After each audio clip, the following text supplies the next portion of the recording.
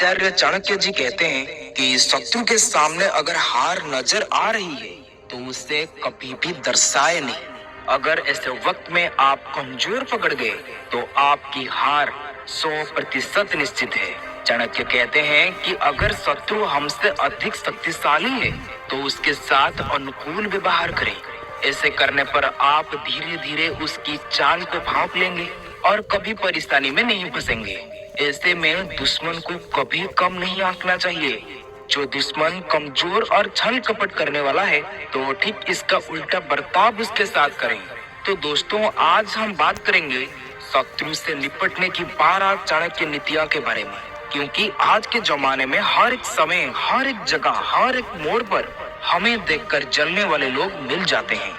हमारे सफलता को रोकने वाले शत्रु मिल जाते हैं और कभी कभी अगर हम सावधान नहीं रहते हैं और जब शत्रु हमारे ऊपर हावी हो जाते हैं तो हमें बहुत ज्यादा दुखों का सामना करना पड़ता है और उस समय पछताने के अलावा कुछ भी हाथ नहीं लगता।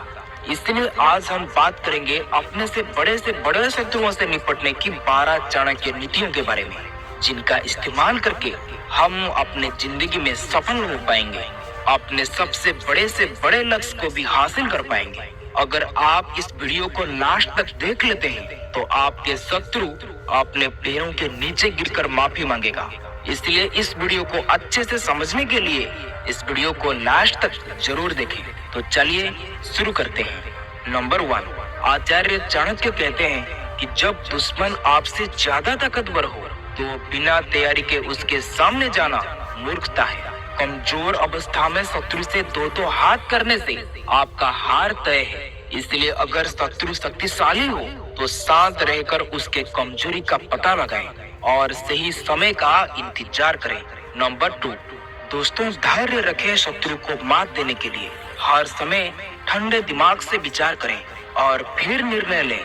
ऐसे समय में धैर्य और आत्मविश्वास का होना बहुत जरूरी है। हड़बड़ी में आकर ऐसे कुछ ना कीजिए जैसे आपको हानि उठानी पड़ सकती है। नंबर 3, चाणक्य कहते हैं कि हमेशा चेहरे पर मुस्कान रखें। आपकी मुस्कान वो ताकत है जो बड़े से बड़े दुश्मन को मात दे सकती है। चाणक्य के अनुसार यदि कोई आपको पीड़ा देने की कोशिश कर रहा है तो डरने की बजाय खुश रहने की पूरी कोशिश करें। दोस्तों, ये कठिन जरूर है लेकिन यही उस पर सीधा वार करेगा।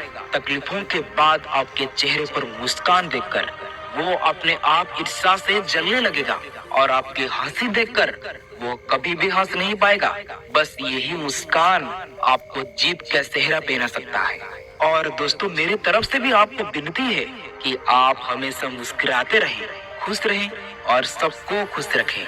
नंबर 4, आचार्य चाणक्य कहते हैं कि व्यक्ति अपने परिवार के अलावा अपने दोस्तों और कार्यस्थल पर मौजूद लोगों के साथ सबसे अधिक समय बिताता है। इसलिए हर व्यक्ति को अपनी संगत का विशेष ध्यान रखना चाहिए। जो लोग अपने आसपास अच्छे और योग्य लोग रखते हैं या उनके संगति में रहते हैं, उन्हें नुकसान पहुंचाने से पहले शत्रु कई बार विचार करता है। वहीं अगर किसी का संगति बुरे लोगों के साथ होती है तो शत्रु इसका भरपूर लाभ उठाने की कोशिश करते हैं और मौका पाते ही हमला करने से नहीं चूकते हैं। इसलिए आप किन लोगों के साथ उठ बैठ रहे हो इसके बारे में आपको खास ख्याल रखना चाहिए। दोस्तों, कितना भी शक्तिशाली दुश्मन क्यों ना हो, आप उसे अपने कदमों में आसानी से गिरा सकते हो। ये आपको नंबर 12 में ही सीखने के लिए मिलेगा। इसलिए इस वीडियो को लास्ट तक जरूर देखें। नंबर 5, इसमें आचार्य चाणक्य जी कहते हैं कि मनुष्य को अपने वाणी पर खास ध्यान रखना चाहिए। आपके शत्रु इसका सबसे अधिक लाभ उठाने की प्रयास करता है। अगर आपकी वाणी खराब होती है तो आपके संबंध बिगड़ सकते हैं। आपके वाणी खराब होने से आपके अच्छे दोस्त और रिश्तेदार भी आपसे दूर होने लगते हैं। जो लोग कड़वा और तीखा बोलते हैं, लोग उनसे दूरी बनाकर रहना पसंद करते हैं। इसलिए हमेशा किसी से भी बात करते हुए आपको अपनी मधुर वाणी और अपनी मधुर बोल का इस्तेमाल करना चाहिए और विनम्रता से लोगों से मिलना चाहिए।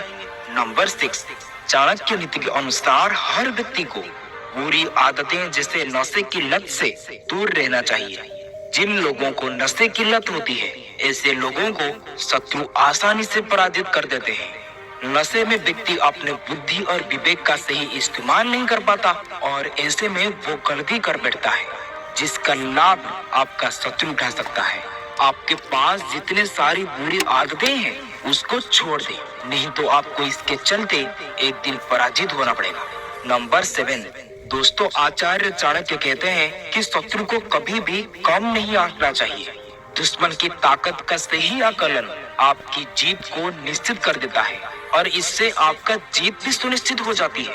शत्रु को अगर कमजोर समझेंगे तो वो आपकी हर कमजोरी पर वार करने की कोशिश करेगा। इसके अलावा समझदार व्यक्ति अपनी महत्वपूर्ण योजनाओं को सभी के साथ कभी भी साझा नहीं करते। जब योजना पूर्ण हो जाए तभी उसे बताएं। यदि आप पहले से सब कुछ बताएंगे तो शत्रु इसका फायदा उठा सकता है, इसलिए अपने सीक्रेट किसी के भी साथ शेयर नहीं करनी चाहिए। नंबर 8, चाणक्य कहते हैं कि यदि शत्रु आपसे ज्यादा शक्तिशाली है तो ये अधिक खतरनाक होता है। वही दुश्मन यदि अधिक शक्तिशाली है तो आपको छिपकर उसे पराजित करने की योजना बनानी चाहिए।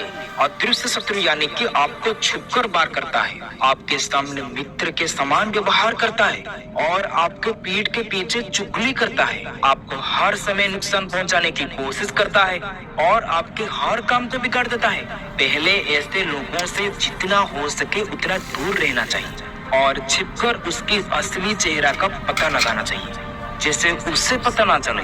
सब कुछ सीक्रेटली होना चाहिए। इसलिए आचार्य चाणक्य जी कहते हैं कि अपने सीक्रेट किसी के साथ शेयर ना करें, क्योंकि आपके करीब दोस्त भी आपका शत्रु हो सकते हैं। नंबर 9, चाणक्य नीति के अनुसार मनुष्य के अंदर यदि अहम की भावना आ जाती है तो इसका अर्थ है कि वो व्यक्ति अपने से ऊपर किसी को नहीं समझता।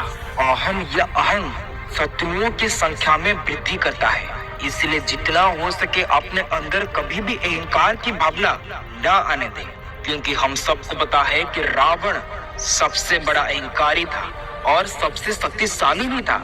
उससे कोई नहीं मारा, उसके मैं ने ही उसको मारा, यानी कि उसके अहंकार के वजह से वो मारा गया। इसलिए व्यक्ति को कभी भी अहंकार नहीं करनी चाहिए।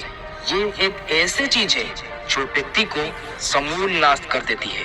नंबर 10, आचार्य चाणक्य जी के अनुसार यदि कोई आपका अपमान करे तो अपना गुस्सा जाहिर ना होने दे, बल्कि मौन धारण कर ले।